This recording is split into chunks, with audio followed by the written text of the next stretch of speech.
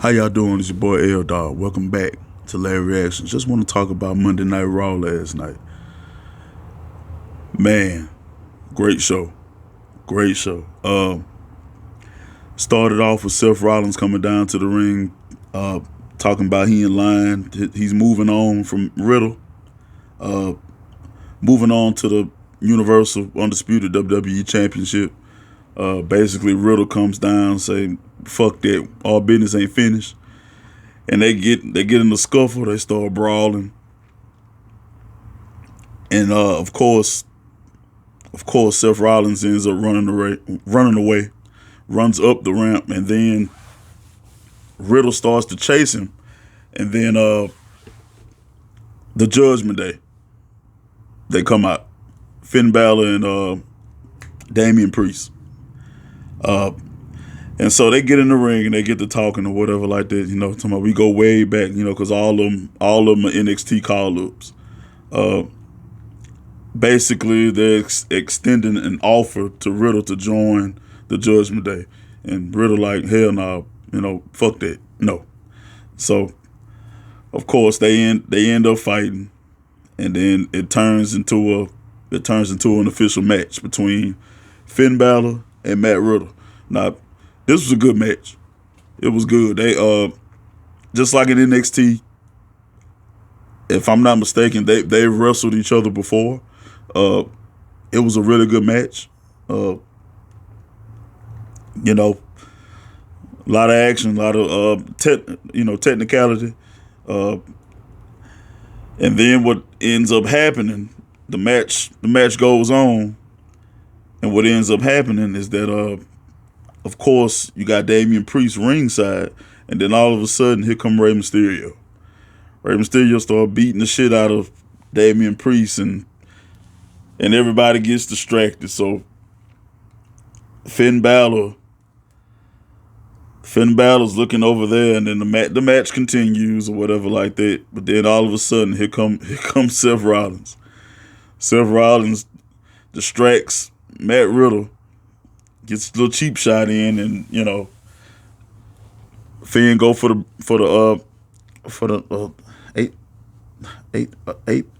18. I forgot the name of it. I forgot the name of that move. It's a year though, but he hits the move on him,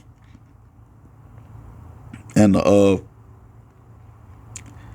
hit him with the I believe he hit him with the coup, but he hit the move on him, and then Finn got the pin.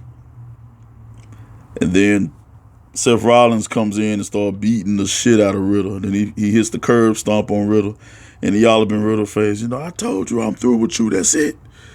That's it, you son of a bitch. And, blase, blase, blase. Okay. And, like I said, I think this rivalry is I think Clash at the Castle was like just the beginning. Just the beginning. But the next thing that happened was Bianca Belair had a open challenge for her Raw Women's title, and I was thinking at this point, somebody new might come out, but Sonya Deville came out, and I was like, that was kind of lackluster. I mean, not taking nothing away from Sonya Deville. Sonya Deville done put in work. You know what I'm saying? She a mainstay for WWE. She been a WWE official, for the storyline or whatever like that. But she just lost to Ronda Rousey Friday. So, and you knew damn well she wasn't beating Bianca for the belt. So I think they could have went with a different competitor. But it is what it is. Bianca picked up the win, of course, and then Bayley's music hits, and basically Bayley, making claim towards the title, and then Damage Control, the rest of Damage Control comes out, and they surround Bianca Belair. So now it's a 3-on-1. And then they start jumping on Bianca. Then all of a sudden, Asuka and Alexa Bliss come out to help. So they get rid of Dakota Kai and Io Sky, and then now they're surrounding Bayley, which now it's a 3-on-1. And then basically they start beating the shit out of Bayley. So I'm thinking this 3-on-3. I'm thinking it's not all the way over. Especially since Dakota Kai and Io Sky, they are your new women's tag team champions. They beat Raquel Gonzalez and Aaliyah, which I didn't think was going to happen, but I probably should have known. You know, they trying to build Damage Control up, but the fact that, you know, Raquel and Aaliyah was a brand new tag team, and you let them, you know, win the titles for this small stint of time, and you let them lose, it's kind of crazy. I mean, I understand, but like I said in my last review, I don't like that they went against Toxic Attraction and just beat them clean and clear. I mean, that would have been a kick-ass triple threat tag match for the title. Toxic Attraction, Raquel and Aaliyah versus Damage Control. That would have been nice. That would have been real nice. But but anyway, moving right along. Oh man. So Johnny Gargano made his in-ring return. And he wrestled Chad Gable. Solid match. Very solid match. I think Chad Gable is somewhat very underrated. He's I guess he's one of the wrestlers that just doesn't have that it. I mean, of course you can compare him kind of like to a new Kurt Angle, but he's a tag guy. And he is a Triple Crown tag team champion. So, but I can't see it had to be like a major character change.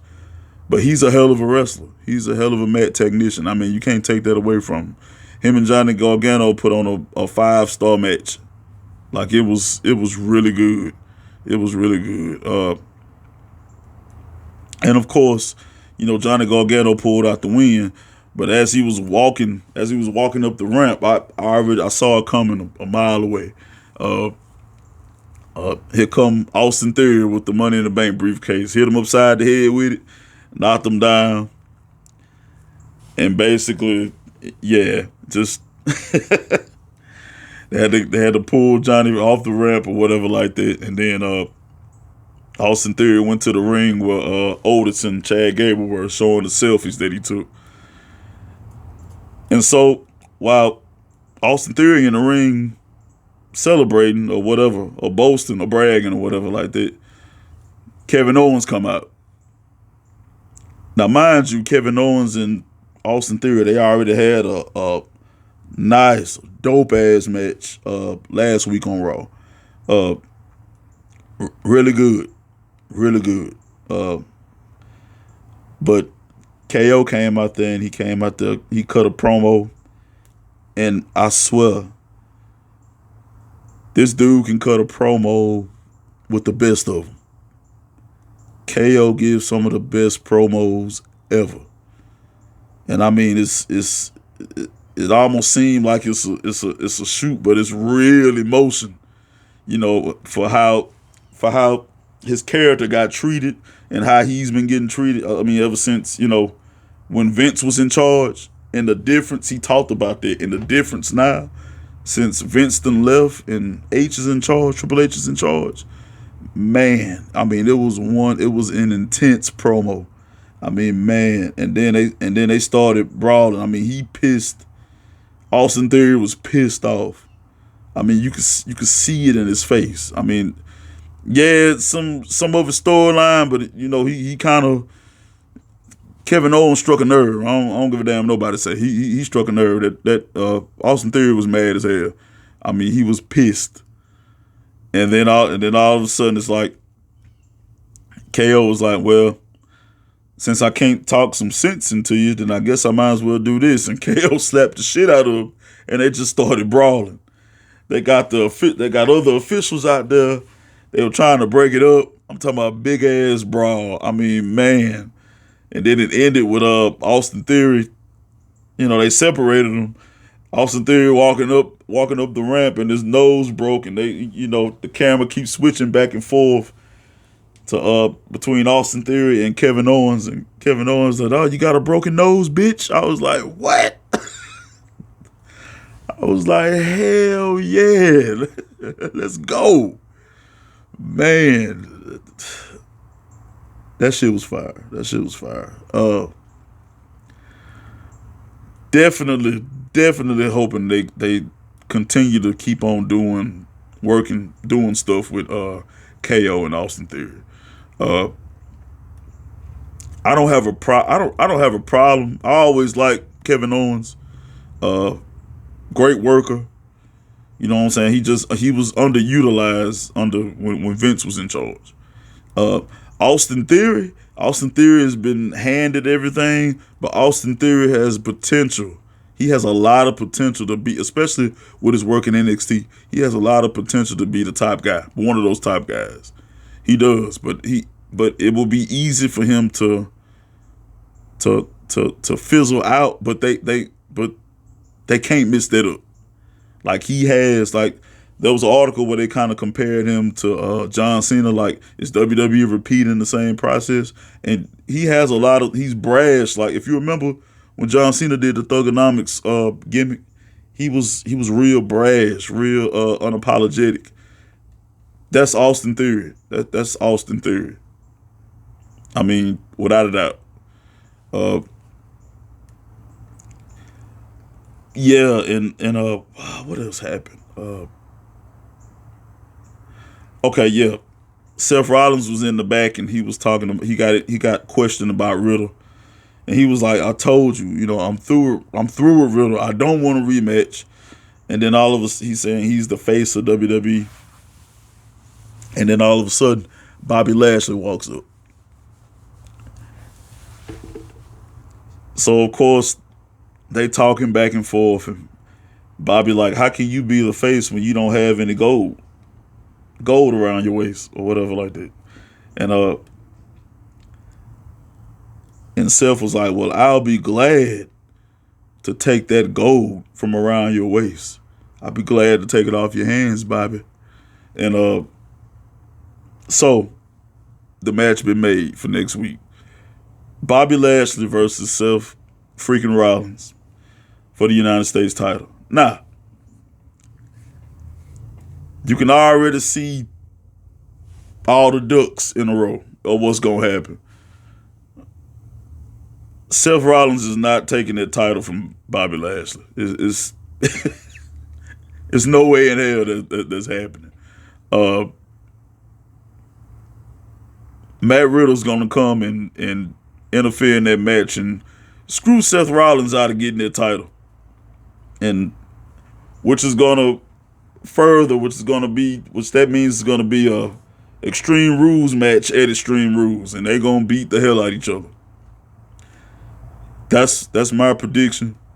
I'm pretty sure that's what's going to happen. I'm trying. What else happened? Oh, almost. He returned last night. He made he was in ring action, but it's he went against two nobodies. It was a handicap match, and basically he stacked them on top of each other and he pinned them. It's hard to sell almost because he's such a big, huge guy, and his moveset is limited. It's very limited. You have to put him against somebody that's equal, equal body mass and height, for it to be entertaining. He right now he's just, I like the name the Nigerian Giant or the Colossus or whatever. I think they're using the Nigerian Giant, but definitely it was a rumor said he was sent back to the developmental to work on, get some more ring work in and work on his promo skills and stuff like that. And right now, him having MVP as a mouthpiece on the side, MVP, one of the best talkers in the game. So you can't go wrong with it. But hopefully, maybe they'll push him in the right direction. But like I said, I just think he needs a little more work. I mean, you looking at him, he's menacing. He's a menacing guy. But I could see him going against like having a rivalry with like Braun Strowman or something like that. But Braun Strowman right now, he on another level. So I mean, it's just Omos he needs a little more fine tuning, and I think he'll be all right. But I think that was like the match like nobody really because you knew what was gonna happen. It was a squash match. Basically, you get two nobodies, probably two local nobodies, and and no disrespect to the guys that was in the ring, but it was a squash match. There's no way they were gonna beat Omos, and you already see those matches coming a mile away. So, but getting right to the main event, Edge versus Dominik Mysterio. Now, this storyline is great. This is a great storyline. Basically, Edge in his rated R superstar mode, and when he gets into that, you already know shit about to go down. So Ray's in the back, and Ray's begging, like pleading the Edge, like please, think about this before you do this, Edge. Think about this, and Edge like he want to play man games. He gonna take the man consequences. I mean, that's it. And then Ray went to talk to Dominik, and Dominik ain't trying to hit it. Dominik ain't even look at him.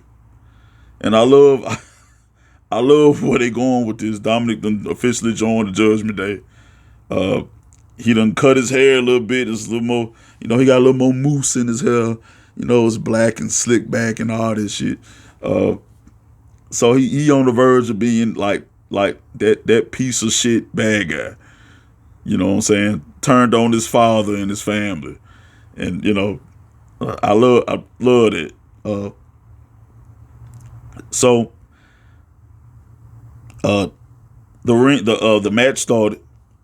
They got, the entrances or whatever, then the match started. The bell rung, and Edge started beating the shit out of Dominik Mysterio. I mean, it was like taking a red-headed stepchild to the woodshed. I mean, it was Edge was not playing with Dominik. And then it was one part where they were outside the ring. Edge was beating them so bad. Dominik up there like, no, Uncle Edge, it's me. Uncle Edge, it's me. Edge looking back at him. Yeah, I know it's you, and this is me. Boot to the face. Bam. Like, I was like, that shit was funny. That shit was hilarious. And then, got back in the ring. Rhea Ripley was ringside, of course. So, Rhea was, distracting Edge or whatever like that, which let Dom get some moves in. Dom got some moves in. You know what I'm saying? Couple of holds, submission moves or whatever like that. And then right when at one point of the match, Dom got caught in the ropes. Like Edge tied Dom in the ropes, and I was like, oh shit. And then Edge got back to the other side of the ring. I was like, he finna cut Dominik ass in half with a spear. He finna spear his ass. And then right when he was about to go for it, here come Rey Mysterio, stood in the way of Edge. Ray talking about, please don't do it. Please don't do it. Edge basically pushed him out the way or whatever like that. Just, they kind of tussling a little bit with each other, whatever like that. And then the rest of the Judgment Day comes in, and they just get the jump on both of them. Damien come out, he throw Rey Mysterio clean across the damn announce table. And then they double team Edge, and they basically they fucked over Edge. They really fucked over Edge. Basically they got Edge. Dominik hit him in the leg with the chair, probably like 5 or 6 times with the steel chair, and then they pinned him down to the ground. Finn got up there and did a coup de grace on the leg that got hit with the chair, and it was like, man, basically trying to put Edge on the shelf. And then what they did, what I call the family portrait of the stable for the Judgment Day. All of them standing there over Edge, victorious, and the Judgment Day is victorious. Then you know that this stable ain't going nowhere no time soon. And like I said, Raw was pretty good. Raw was really good. Like I said, I know it sounds like a broken record, but man, it's getting better and better. If you was one of those fans that lost interest of the direction that it was going, it's getting back to Attitude Era days. And especially since they dropped the PG rating, man, it's been, I cannot wait for Monday and Friday nights now. And NXT as well. It's been really good. But y'all let me know if y'all watch Monday Night Raw this week down in the comments, and y'all make sure y'all like and subscribe. God bless the Fed. Whoa.